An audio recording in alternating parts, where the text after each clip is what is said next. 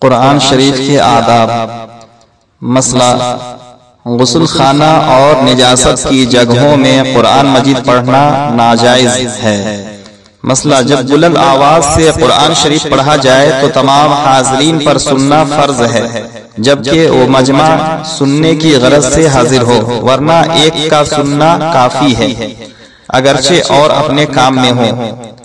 حوالہ فتاوی رضویہ و بہار شریعت۔ مسئلہ سب لوگ مجمع میں زور سے پڑھیں یہ حرام ہے۔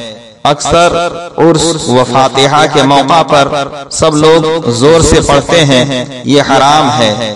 اگر چند آدمی پڑھنے والے ہوں تو حکم ہے کہ آہستہ پڑھیں۔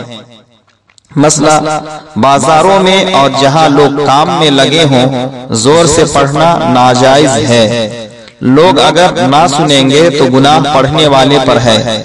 مسئلہ تلاوت کرنے میں کوئی معظم دینی بادشاہ اسلام یا عالم دین یا پیر یا استاد یا باپ آ جائے تو تلاوت کرنے والا اس کی تعظیم کو کھڑا ہو سکتا ہے، بہار شریعت۔